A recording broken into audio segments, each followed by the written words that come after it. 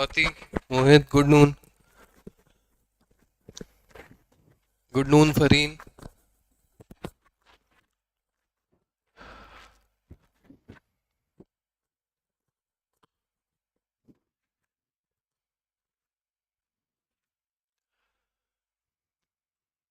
Voice clear है?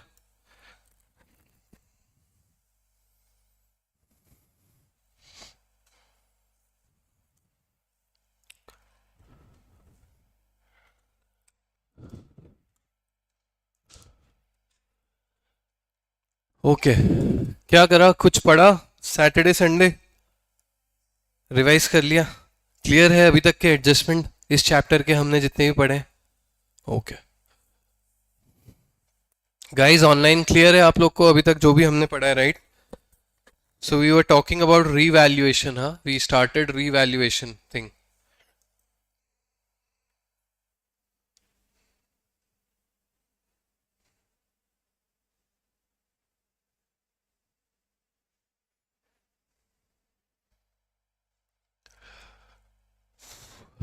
चलो let's start. हाँ, हम रीवैल्यूएशन की बात कर रहे थे, right?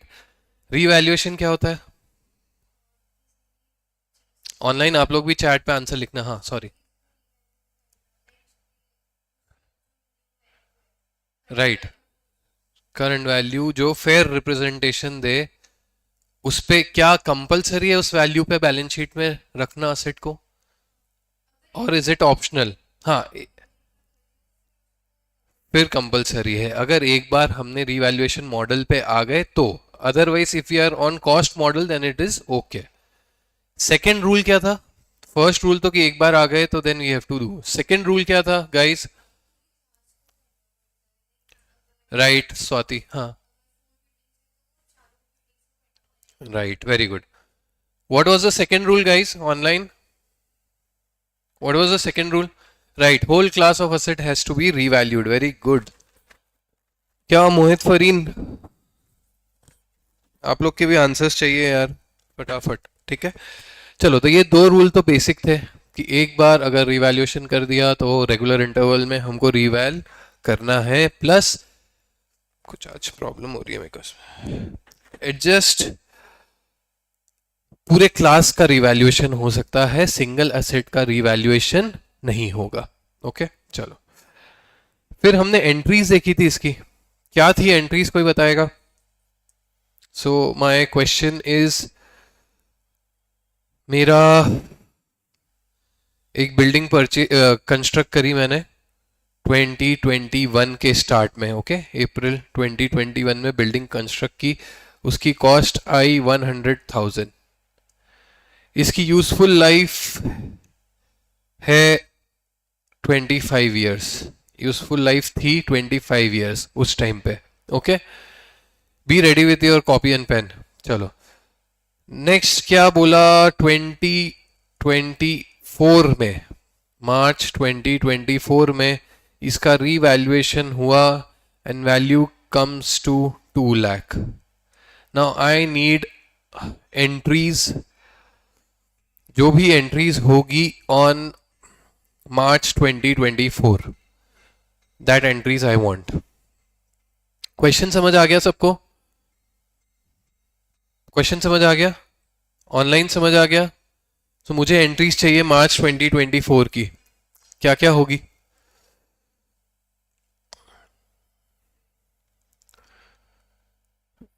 Building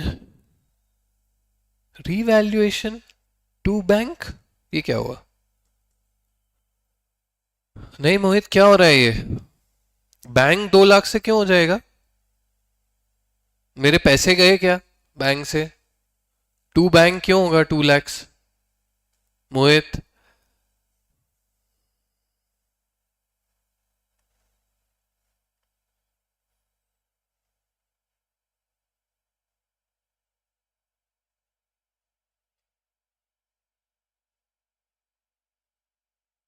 Mohit, are you understanding क्या गलत है आपके इसमें? Building account debit. Okay, building account debit हो जाएगा 1 लाख से, संस्कृति सिंह. और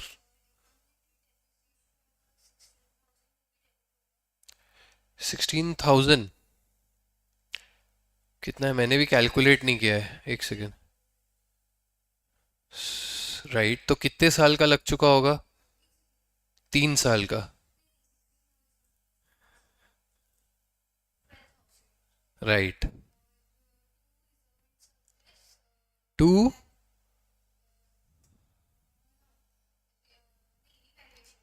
राइट, टू मतलब other comprehensive income, to other comprehensive income. Very good, correct, very good. चलो, संस्कृति ने सही एंट्री बताई है। गाइज, आप लोग ट्राई कर रहे हो कि should I tell you once again? क्यों नहीं समझ आ रहा है? क्या प्रॉब्लम आ रही है?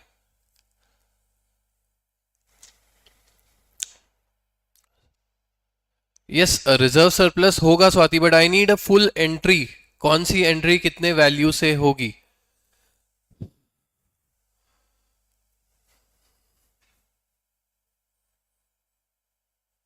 चलो मैं बता देता हूँ।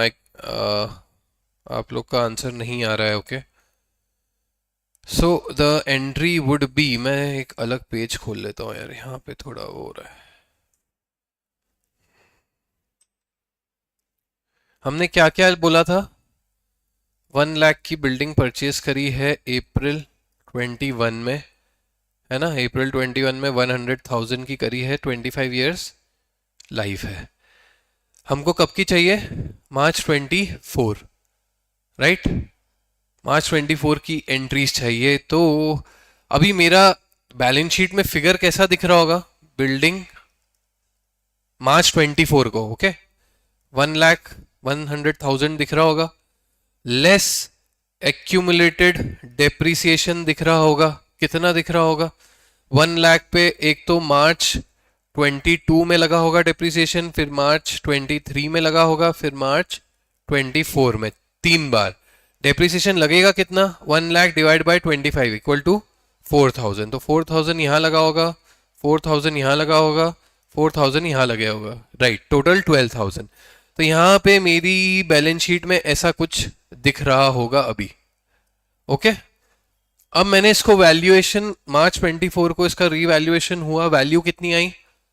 2 लाख, राइट। तो मुझे बिल्डिंग को 2 लाख करना है। बिल्डिंग अभी कितना है? 1 लाख। बिल्डिंग को क्या करना है? 2 लाख। तो मैं बिल्डिंग को और ऐड करना है, तो बिल्डिंग को डेबिट कर दूंगा 1 लाख से। ये जो एक्यूमुलेटेड डिप्रिसिएशन इसी बिल्डिंग का है, इसको भी जीरो करना पड़ेगा, क्योंकि अब तो वैल्यू 2 लाख रहेगी। Net value should be 2 lakh, minus depreciation should not be there, because हम रीवैल्यू एज ऑन डेट कर रहे हैं, ठीक है। तो ये जो क्रेडिट बैलेंस है ये लेस हुआ है, राइट। तो ये क्रेडिट है इसका बैलेंस, इसको जीरो करना है तो क्या करना पड़ेगा? डेबिट। इसको जीरो करना है तो क्या करना पड़ेगा? डेबिट 12,000। और अब बचा ये जो बैलेंस आ रहा है 1,12,000, इसको कहां ले जाएंगे हम? Other comprehensive income as a revaluation surplus, okay. Other comprehensive income मतलब प्रॉफिट और लॉस के नीचे जो अदर कॉम्प्रिहेंसिव इनकम बनता है, जो हमने IFRS 18 में पढ़ा है, उसके अंदर ये रिवैल्यूएशन सरप्लस के नाम से चले जाएगा, ओके। और फिर यहीं से उठ के ये फिर इक्विटी में चले जाएगा as it is. Other comprehensive income आएगा, एंट्री में अदर कॉम्प्रिहेंसिव इनकम आएगा, फिर वो OCI डेबिट हो जाएगा to revaluation surplus. Net entry revaluation surplus ही है, बट वो एक बार यहां से होके जाता है वो, ओके। पहले OCI में जाता है, फिर OCI से इक्विटी में जाता है। There is one stop, basically बस एक स्टॉप है। नेट एंट्री आप देखोगे तो ये जो डेबिट हो रहा है, सॉरी क्रेडिट हो रहा है, ये डेबिट हो जाता है, ये आपस में कट जाते हैं। आ रहा है समझ? चलो गाइस, समझ आ गया? हेलो एवरीवन, समझ आया? ऑनलाइन याद रहेगी एंट्री? एक्यूमुलेटेड डेप्रिसिएशन क्यों याद नहीं था? रिवाइज किया नहीं किया? सो गुड, संस्कृति बढ़िया किया आपने, सही आंसर दिया, वेरी गुड। चलो नेक्स्ट, इतना हमने समझा था उस दिन, राइट। ये जर्नल एंट्री हमने, बेसिक जर्नल एंट्री समझ ली थी कि कैसे होता है। अब मेरे को बताओ, मैंने रिवैल्यूएशन कर दिया, अब इसी एग्जाम्पल को कंटिन्यू करते हैं। 31 मार्च 24 को मेरी वैल्यू कितनी दिख रही है? 2 लाख। ओके,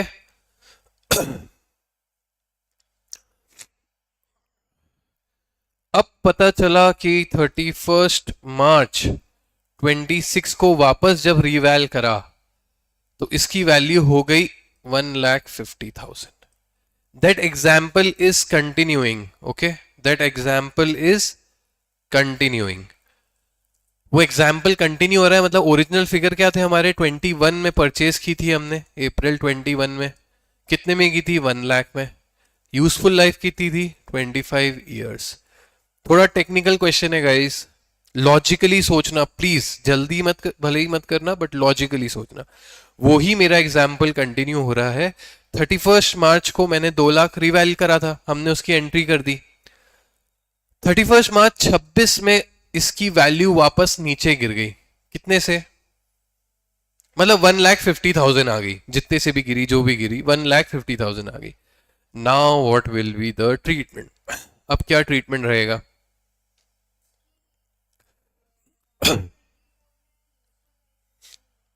हाँ,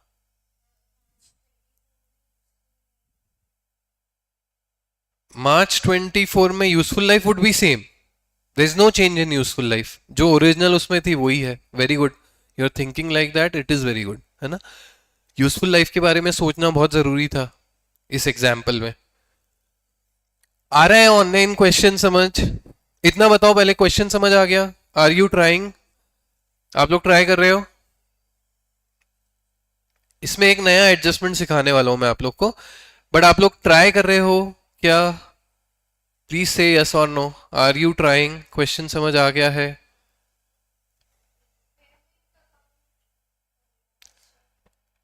जनरल केस में बनता, इस केस में good, you are thinking right. See, impairment बना दो अभी, उसमें क्या गलत होगा ना वो मैं बता दूंगा। अभी इंपेयरमेंट से बना दो आप। Impairment. See, this is answer Sanshriti is giving. Okay, I don't know it is right or not. Impairment account debit करेंगे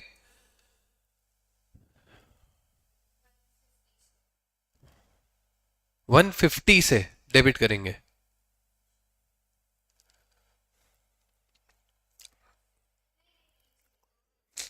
पेन पेपर के बिना नहीं सॉल्व होगा गाइस, पेन पेपर के बिना सॉल्व नहीं होगा। ओके,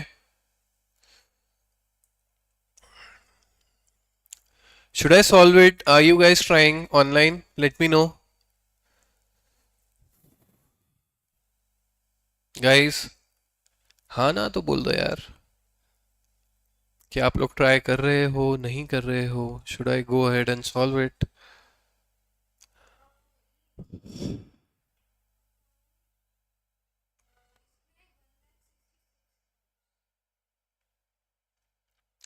नहीं, कुछ आंसर्स गलत आ रहे हैं। चलो अपन इसको देखते हैं। अभी हमको जब भी एडजस्टमेंट करना है ना, सबसे पहले क्या देखेंगे कि जब भी एडजस्टमेंट कर रहे हैं तब की पोजीशन क्या है। ओके, बिफोर एडजस्टमेंट पोजीशन क्या है? तो 31 मार्च 26 में पोजीशन क्या होगी? मेरी बिल्डिंग दिख रही होगी कितने से? 2 लाख से। लेस एक्यूमुलेटेड डेप्रिसिएशन कितने से दिख रहा होगा? नहीं, कितनी लाइफ बची थी देखो। एक्यूमुलेटेड डेप्रिसिएशन कैसे लगाया जाता है? अब मेरी वैल्यू कितनी हो गई है? 2 लाख। यूजफुल लाइफ कितनी बची है? यूजफुल लाइफ यहां पे 25 थी, 3 साल खत्म हो गए, तो अब कितनी बची है? 22 साल। यहां पे कितनी बची है? 22 साल। तो 2 लाख डिवाइड बाई 22 कितना होता है?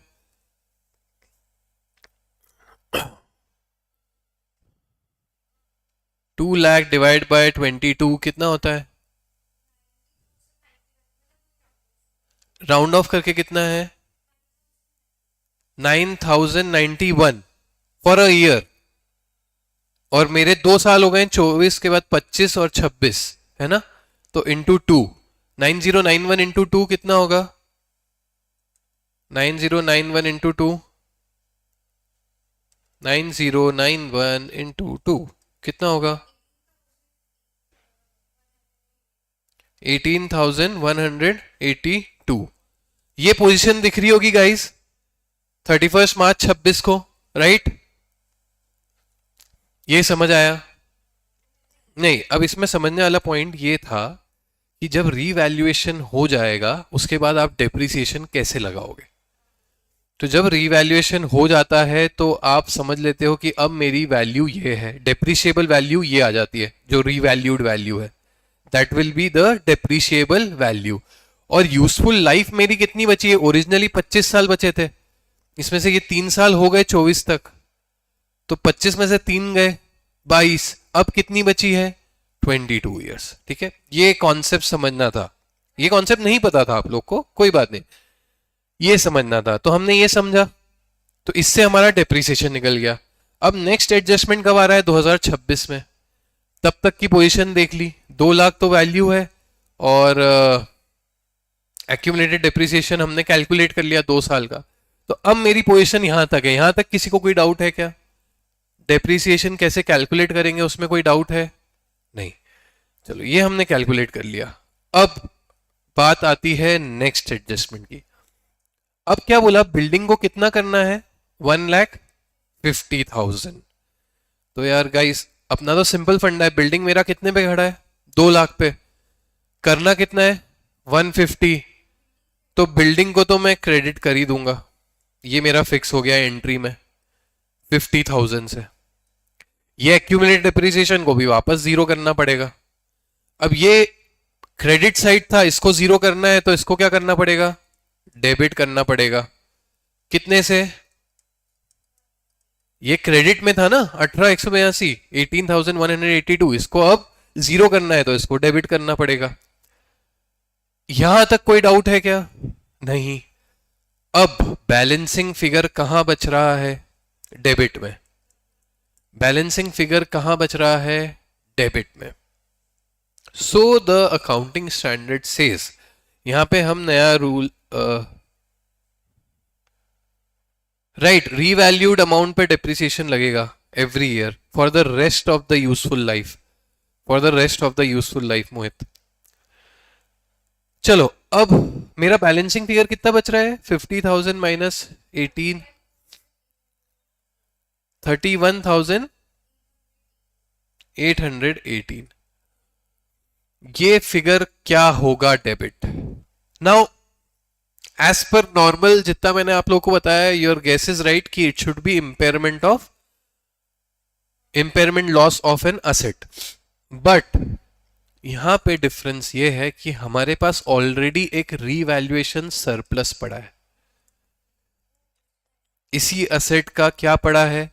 Revaluation surplus. कितने का बना हुआ है वो? 1,12,000, राइट। अगर ये जब तक बना है तब तक हमको इसमें से एडजस्ट करना है। अगर ये गायब हो जाता है, अगर ये जीरो हो जाता है, तो यू आर राइट कि क्या आएगा?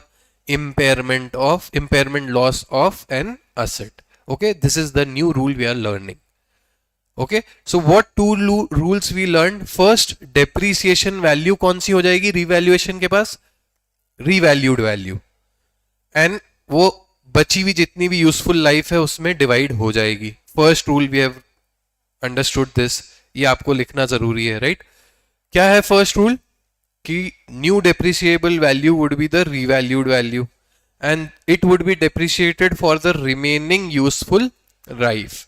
It would be depreciated for the remaining useful life. Second rule is, till the time you have revaluation surplus of that similar class of asset, of that similar class of asset. For example, अभी ये मेरा building का revaluation surplus बना है, right?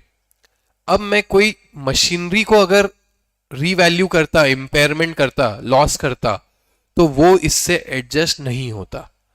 Okay, same class of asset का revaluation surplus would be used for same class of asset. Okay, पक्का? बहुत सारे 3-4 रूल एक साथ सीखे हैं हमने। गाइस समझ आ रहा है? स्वाति, मोहित, फरीन, कोई डाउट है अभी? जो जो कॉन्सेप्ट हमने समझे हैं उसमें कोई डाउट है क्या गाइस?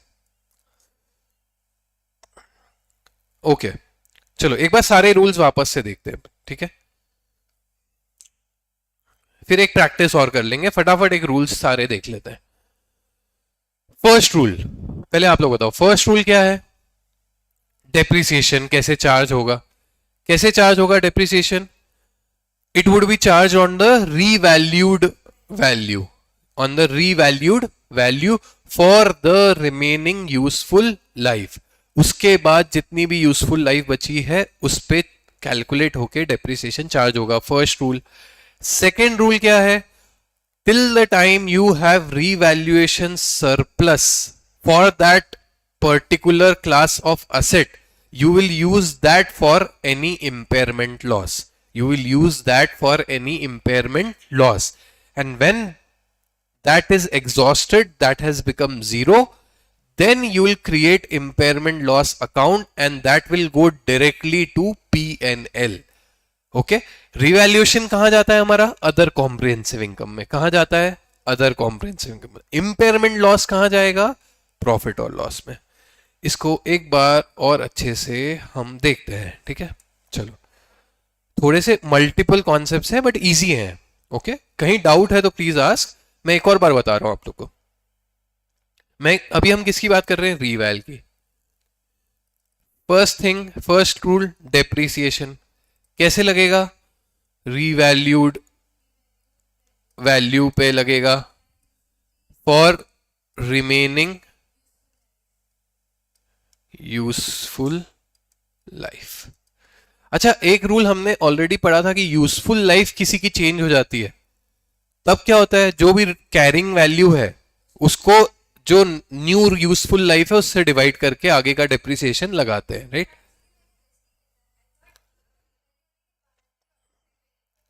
नहीं नहीं, जब तक वी आर, मैंने शुरू से वर्ड क्या यूज किया कि we are continuing the same question, we are continuing the same question, everything remain same, but new thing which has happened is on 31st March 26। Okay,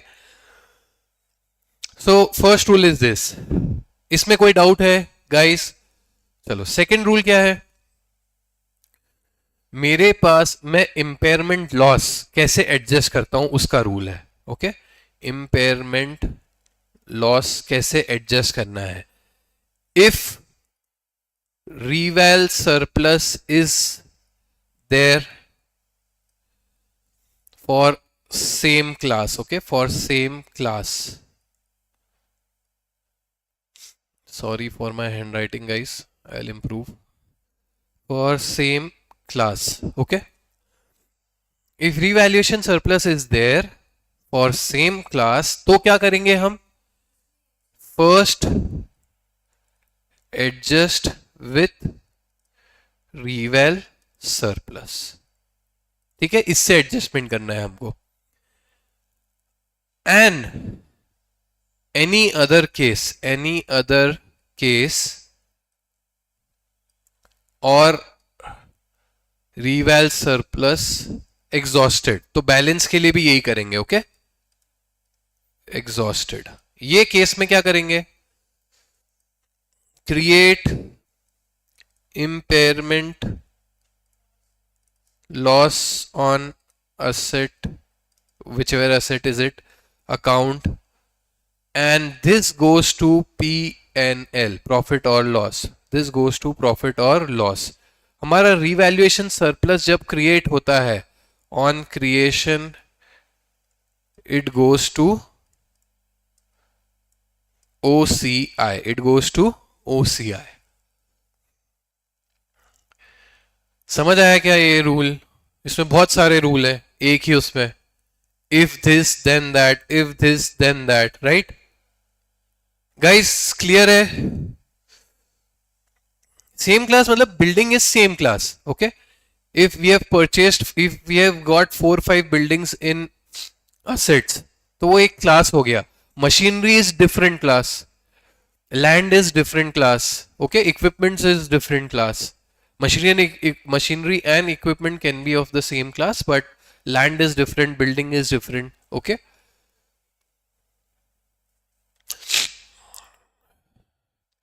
guys, any doubts? आगे बढ़े हम।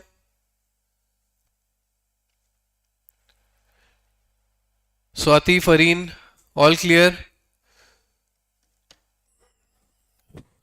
Please clear your doubts, है ना, अगर कोई doubts हैं तो।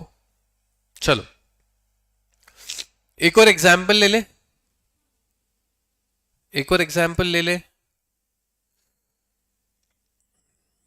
And जल्दी करना सॉल्व। ओके, एक और एग्जाम्पल ले रहा हूं मैं, उसमें दो केस सिनेरियोज रहेंगे। Okay, so April 21 we purchased 1 lakh, चलो इस बार 2 लाख कर देते हैं, 1 लाख से बोर हो गए। 2 लाख की बिल्डिंग कंस्ट्रक्ट हुई एंड 2 लाख की हमने खरीदी plant and machinery on April 21। ठीक है, क्लियर है? Now April 24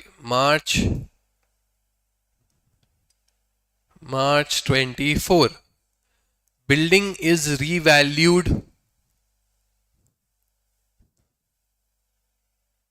to 2,50,000, to 2,50,000. Useful life is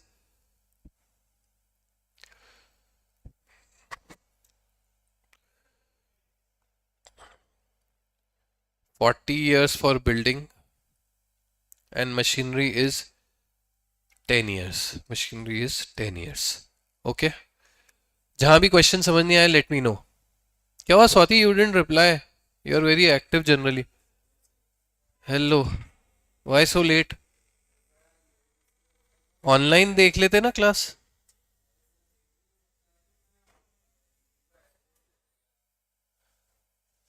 चलो अब ये रिपीटेड देखना पड़ेगा बिकॉज काफी कुछ ऐसा कुछ समझाया है जो you need to understand. Okay,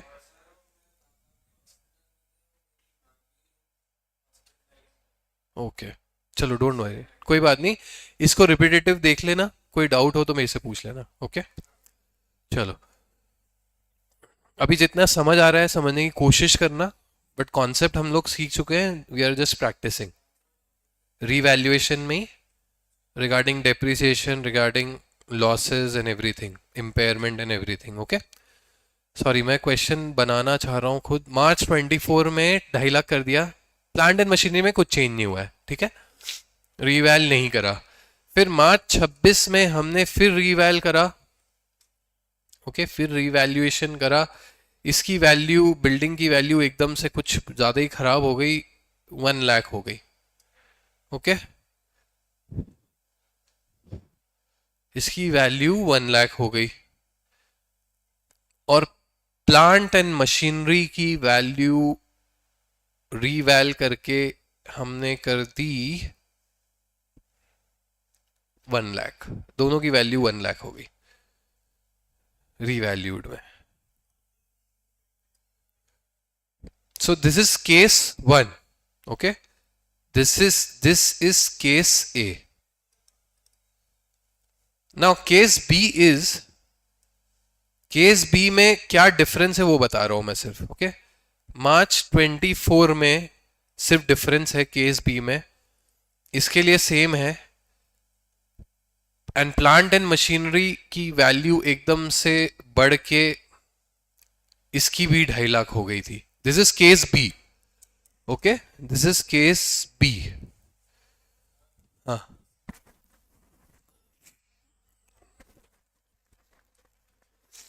yes, थोड़ी क्या मेरी भी तबीयत गड़बड़ हो रही है आज, फैन नहीं चलाएंगे।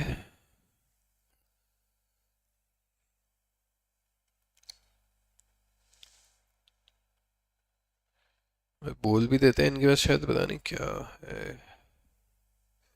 गाइस सॉल्व, क्वेश्चन में कोई डाउट है तो प्लीज आस्क, वरना सॉल्व करो जल्दी जल्दी, थोड़ा फटाफट। केस बी में March 26 is same, March 26 is same, and I want to know March 26 की मेजरली मुझे एंट्रीज चाहिए। Hello, case A and case B. यार इधर एसी का रिमोट मिलेगा? 101।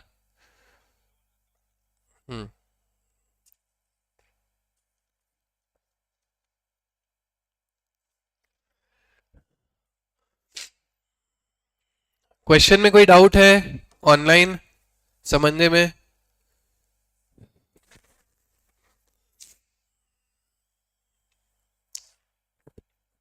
थोड़ा थोड़ा फास्ट करना पड़ेगा, क्लास टाइम में हम प्रैक्टिस पे ज़्यादा वो नहीं कर सकते।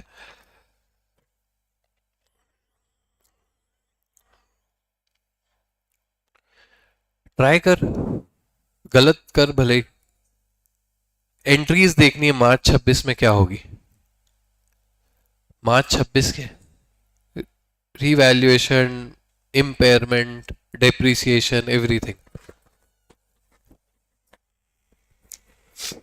ये 25-26 पे कर दो यार इसको।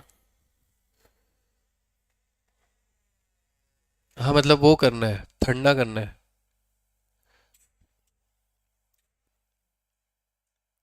यार सचिन वो सर से पूछना ना यार, इफ वो उनकी कॉर्ड रख सकते हो क्या एक दिन के लिए। उनको बोलना कि कल आपको यहीं पे मिल जाएगी, मैं चेक कर लूंगा एक बार।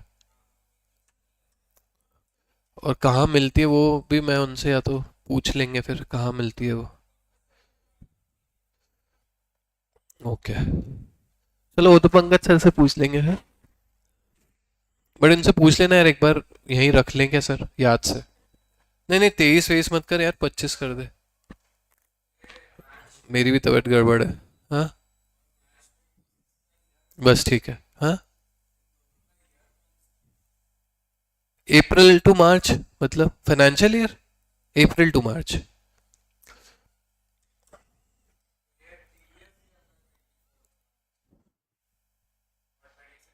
नहीं मार्च 2026 end March 2024,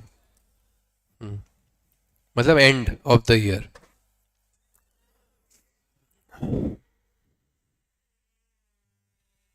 which previous entry is Mohit, which previous entries guys.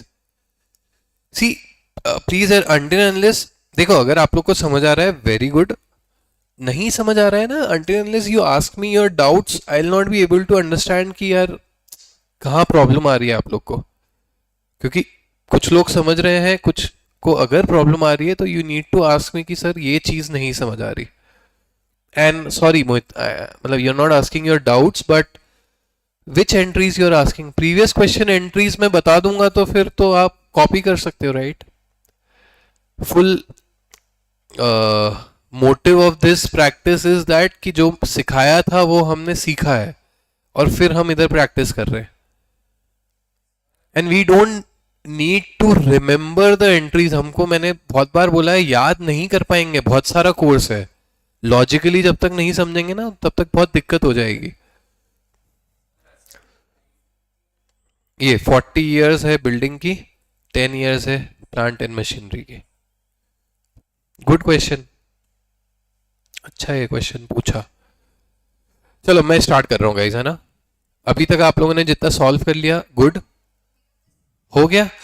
Check करना कि सही करा कि नहीं करा। ओके चलो अभी हम केस ए की बात करेंगे। सिर्फ किसकी बात करेंगे, केस ए की।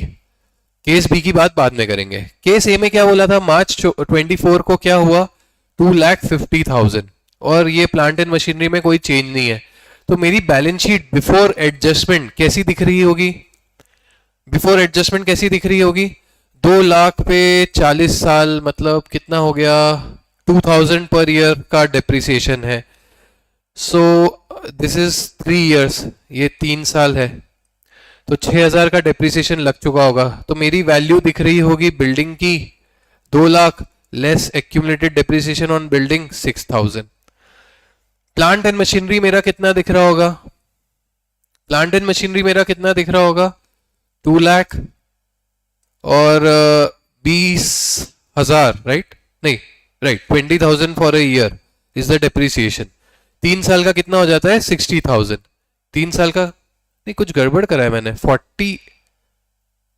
हाँ दिस इज नहीं ये 5,000 से होगा राइट, ये 5,000 से होगा तो दिस इज 15,000। कोई बता भी नहीं रहा है यार।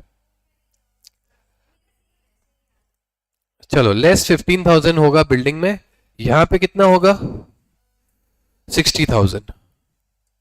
ये मेरी बिफोर एडजस्टमेंट पोजीशन है, ये मेरी बिफोर एडजस्टमेंट पोजीशन है। एडजस्टमेंट प्लांट एंड मशीनरी में कुछ नहीं हुआ है केस ए में। केस ए में एडजस्टमेंट किस में हुआ है, बिल्डिंग बिल्डिंग कितना कर दिया, 2.5 लाख, मेरा है कितना 2 लाख, तो मेरा बिल्डिंग तो डेबिट होगा ही डेफिनेटली, कितने से 50,000 से, कितने से 50,000 से। एक्यूमुलेटेड डेप्रिसिएशन को मेरे को जीरो करना पड़ेगा, तो डेबिट कर दूंगा, क्योंकि इसका बैलेंस ये जो माइनस है इसका बैलेंस क्रेडिट है, इसको जीरो करने के लिए डेबिट करना पड़ेगा, कितने से 15,000। सिर्फ बिल्डिंग का एक्यूमुलेटेड डेप्रिसिएशन जीरो करेंगे, प्लांट एंड मशीनरी को कुछ नहीं करेंगे। This overall 65,000 would go to, हम डायरेक्ट नेट एंट्री कर रहे हैं, ओके ये पहले ओसीआई में जाएगा, ओसीआई से रिवैल्यूएशन सरप्लस में जाएगा, बट हम अभी डायरेक्टली कर रहे हैं रिवैल्यूएशन सरप्लस। ये क्रेडिट हो गया, तो मेरा रिवैल्यूएशन सरप्लस बिल्डिंग का खड़ा है 65,000 से। गाइस यहां तक क्लियर है? चलो ये खड़ा है। इसी केस में बाद में मार्च 26 को क्या बोला, वैल्यू कितनी हो गई 1 लाख, वैल्यू कितनी हो गई 1 लाख। अब मेरा बिल्डिंग कितने पे खड़ा है, पहले मेरे को क्या करना पड़ेगा, जब भी एडजस्टमेंट बोला है ना, बिफोर एडजस्टमेंट उसी डेट पे पोजीशन क्या है वो देखनी पड़ेगी। चलो उस डेट पे देख लेते हैं, उस डेट पे क्या होगी, बिल्डिंग मेरी 2,50,000 हो गई थी, लाइफ कितनी बची है 37 ईयर्स, 40 में से 3 चले गए थे 37, तो 2,50,000 डिवाइड बाय 37 कितना होगा?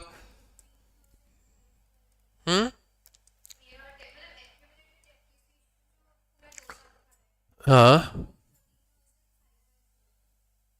2 साल का कितना आया है 30,000, 13,514। Is it correct guys? किसी और ने किया है क्या? देखो क्या करना है हमको, 2.5 लाख डिवाइड बाय 37 कितना होता है 1 साल का? ठीक है, एंड 2 साल का कितना हो गया 13,514। प्लांट एंड मशीनरी कितने पे दिख रही है अभी, ये इसमें तो पहले कोई चेंज नहीं था तो 2 लाख पे ही थी, माइनस एडी कितना हो गया था, 2 साल और हो गए तो माइनस 1 लाख, राइट? ठीक है,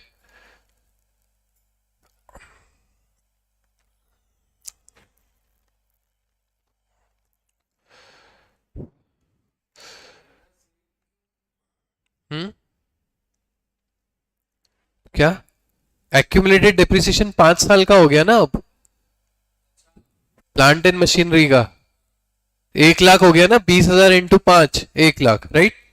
चलो ये पोजीशन है। एडजस्टमेंट क्या था मेरा मार्च 26 का, रीवैल्यू होके, अरे यार थोड़ा गलत हो गया ये, क्वेश्चन को थोड़ा चेंज कर देते हैं, रीवैल्यू होके इट इज 80,000, ठीक है? उस टाइम मैंने देखा नहीं था इतना कैलकुलेशन, है ना? चलो थोड़ा मैंने क्वेश्चन चेंज कर दिया है।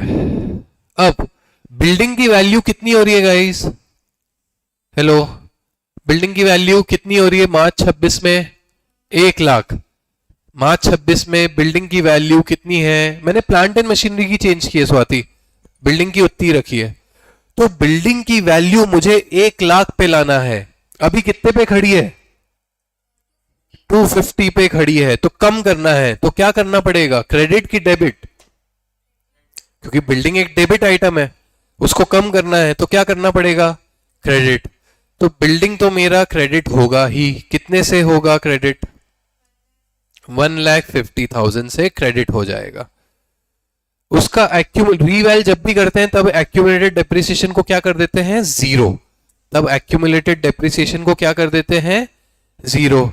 तो ये क्रेडिट आइटम है, इसको जीरो करना है तो डेबिट कर दूंगा 13,514 से, तो मैंने इसको जीरो कर दिया, इसको जीरो कर दिया, इसको क्या कर दिया, इसको वैल्यू चेंज करके 1 लाख पे ले आया मैं। अब मेरा कुछ बैलेंसिंग फिगर बच रहा है, राइट? बैलेंसिंग फिगर कितना बच रहा है 136 486। अब यही हमने एडजस्टमेंट सीखा है, इसको कहां डेबिट करेंगे, इसको डेबिट कहां कहां करेंगे, चलो, बट रिवैल्यूएशन सरप्लस मेरे पास कितना बना हुआ है? 65,000, और ये वैल्यू कितनी है? तो क्या रिवैल्यूएशन सरप्लस डेबिट हो जाएगा? फिर तो वो क्रेडिट खड़ा है मेरे पास, बट इतना मैं डेबिट कर दूंगा रिवैल्यूएशन सरप्लस को 1,36,000 से, तो रिवैल्यूएशन सरप्लस का बैलेंस भी डेबिट हो जाएगा, राइट? तो हमने रूल क्या सीखा था कि जब तक रिवैल्यूएशन सरप्लस एग्जॉस्ट नहीं हो जाता तब तक रिवैल्यूएशन सरप्लस से एडजस्ट करेंगे, और उसके बाद का फिगर किससे एडजस्ट करेंगे?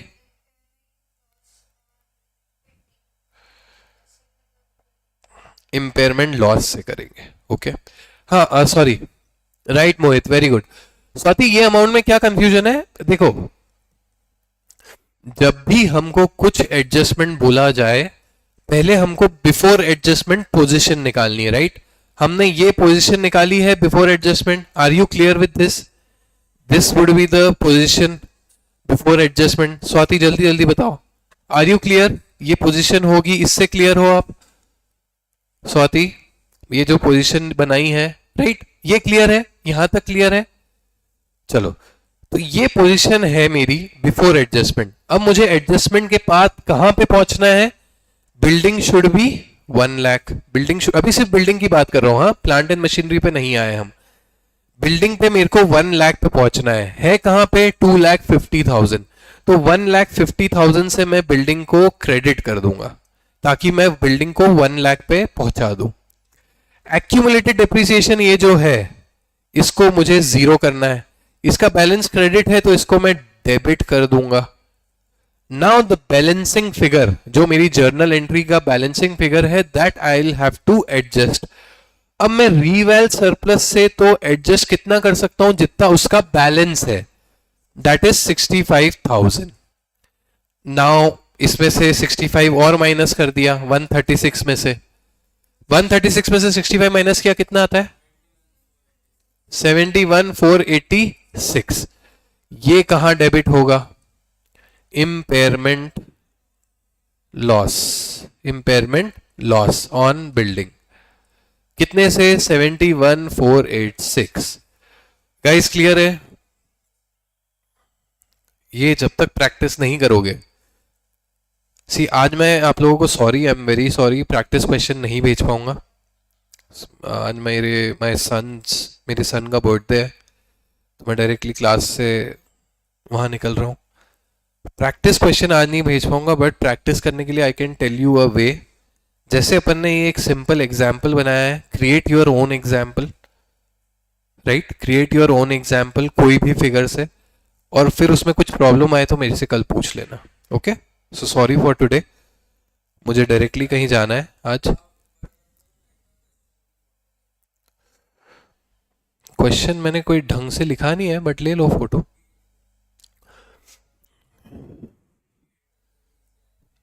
चलो, अभी अपना एक एडजस्टमेंट रह गया है, राइट?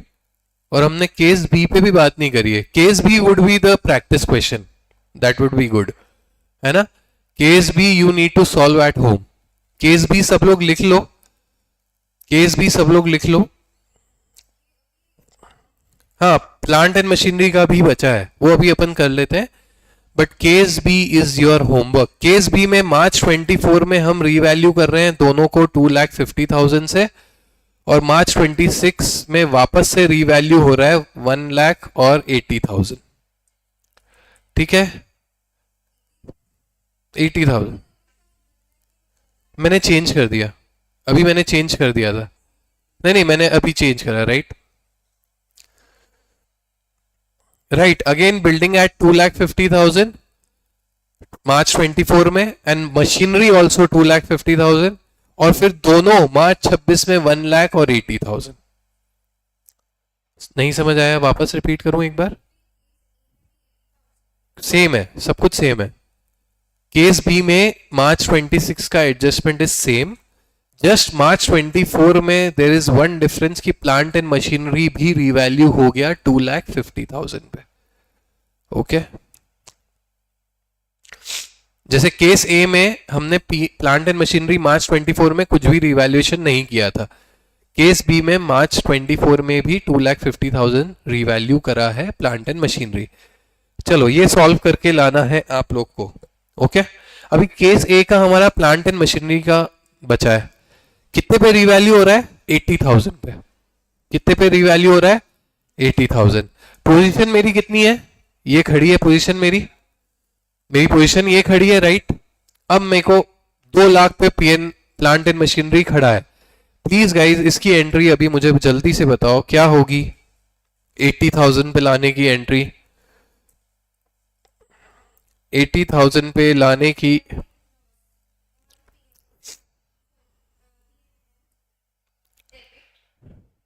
ओके अच्छा, इंपेयरमेंट लॉस कहां जाता है? हमने देखा है it goes directly to PNL. Revaluation surplus जाता है ओसीआई में। कोई इंपेयरमेंट लॉस है वो कहां जाता है? प्रॉफिट और लॉस में। This is important to note down. Okay, हाँ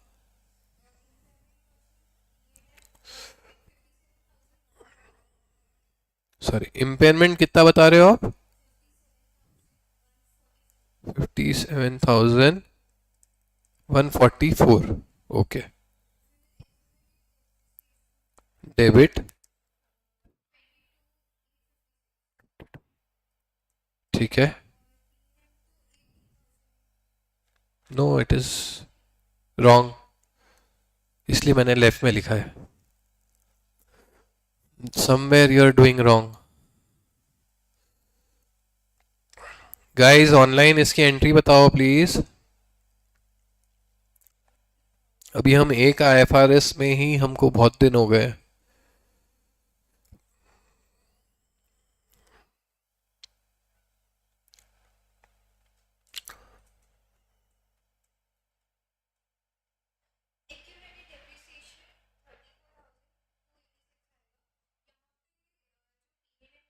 Wrong. Wrong. PNM would come 120. That is right. Why 110? Why 110? अभी कितने पे है प्लांट एंड मशीनरी खड़ा? 2 लाख पे है ना। लाना कितने पे है? 80,000 पे। तो मैं क्रेडिट तो 120 से करूंगा। This is the most easy figure. First figure मेरा यही है, सबसे easy, 1,20,000। Second easy figure accumulated depreciation already 1 lakh है क्रेडिट में, इसको मेरे को 0 बनाना है, तो इसको मैं डेबिट कर दूंगा 1,100,000 से। राइट राइट मोहित, करेक्ट।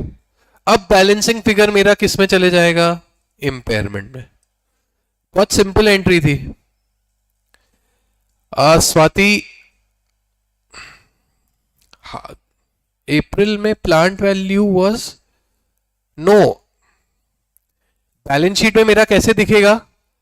जब तक मैंने रिवैल्यूएशन नहीं करा है, जब तक बैलेंस शीट में मेरा कैसा दिख रहा है? Cost minus accumulated depreciation. Cost minus cost तो मेरी सेम 2 लाख ही रहेगी। एक्यूमुलेटेड डेप्रिसिएशन 5 साल का, 5 इंटू 20, 1 लाख, यही दिख रहा है मेरा। Right, depreciation every year charge हुआ तो वो एक्यूमुलेटेड डेप्रिसिएशन में आ गया 20 20 20 20 20, total 1 lakh. Plant and machinery तो मेरी टोटल वैल्यू पे ही दिखती है, हम लेस करते हैं एक्यूमुलेटेड डेप्रिसिएशन। पक्का क्लियर है? गुड मोहित, चलो आगे बढ़े। तो वो एक्टिविटी करके लाना है आप लोग को। ओके, इसके नोट्स, जो नोट्स किस चीज के इंपॉर्टेंट है?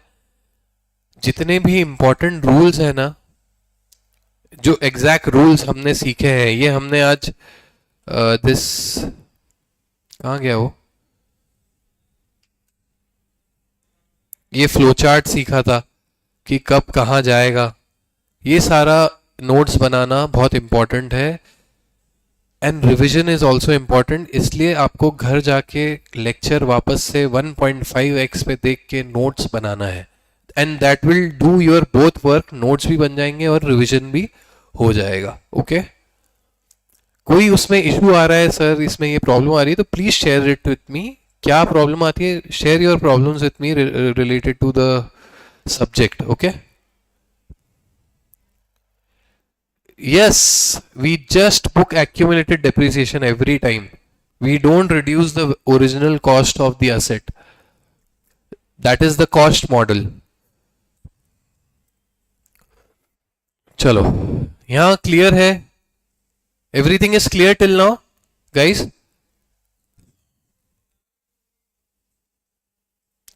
एक इस क्वेश्चन का भी आप फोटो ले सकते हो if you want. You can take picture of this.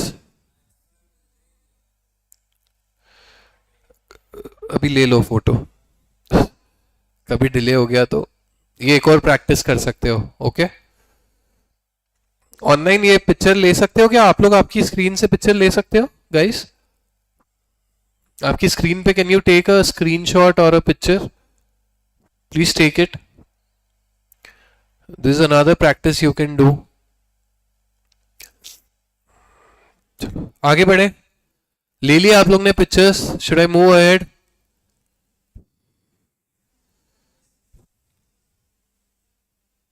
चलो,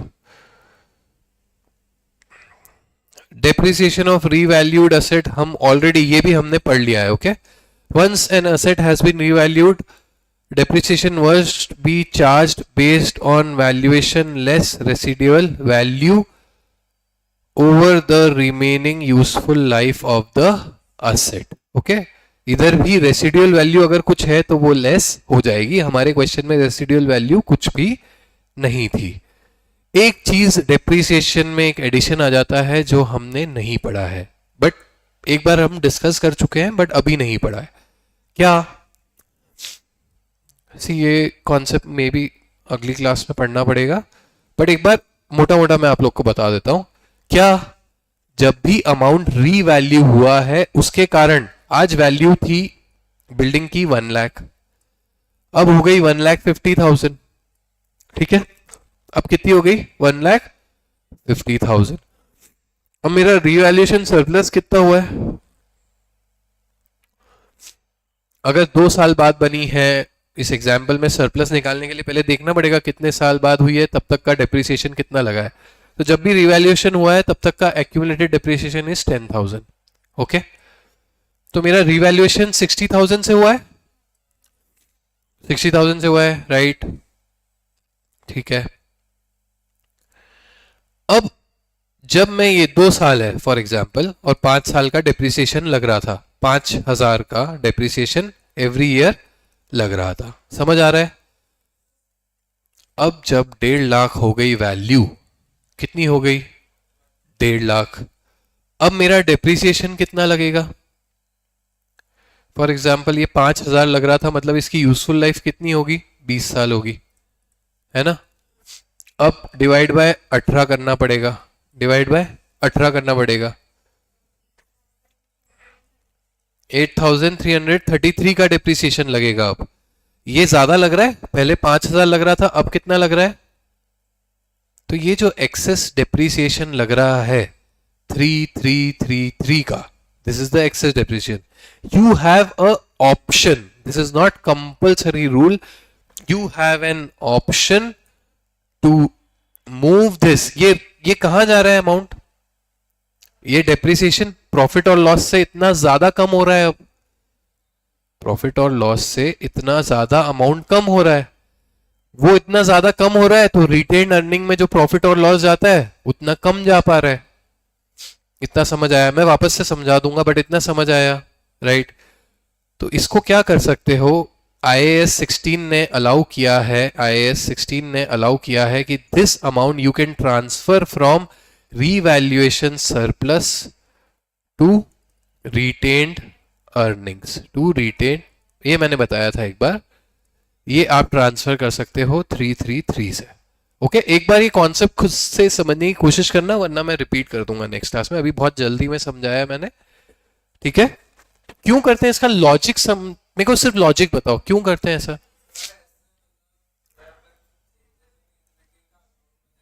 वहां पे ये दिखेगा, सिर्फ वहीं पे ये आएगा, सिर्फ वहीं पे ये दिखेगा, राइट? Very good. चलो मेरे को बताओ, लॉजिक बताओ, क्यों करते होंगे ऐसा? सिंपल. क्या क्या नहीं कर सकते? Right, on paper it's revalued, and because it is revalued you can not distribute dividends from it. So it is unfair कि रीवैल्यूएशन के कारण डेप्रिसिएशन ज्यादा लग रहा है, उस डेप्रिसिएशन ज्यादा लगने के कारण रिटेन अर्निंग में उतना कम पैसा जा रहा है, और उसको हम बैलेंस आउट कैसे कर रहे हैं? रीवैल्यूएशन सरप्लस से उसको उठा के कहां ले जा रहे हैं? रिटेन अर्निंग्स में. ओके, क्लियर है सब? कहानी पूरी लॉजिकल है, कहानी पूरी लॉजिकल है. जहां बिल्कुल ही लॉजिक समझ नहीं आएगा वहां रूल याद करेंगे, जहां लॉजिक समझ सकते हैं वहां याद करने की कुछ जरूरत नहीं है. And this is a optional thing. Okay, this rule is optional. किसी कंपनी को मानना है माने, नहीं करना है तो नहीं करे. ओके, चलो गाइस बंद करते हैं आज.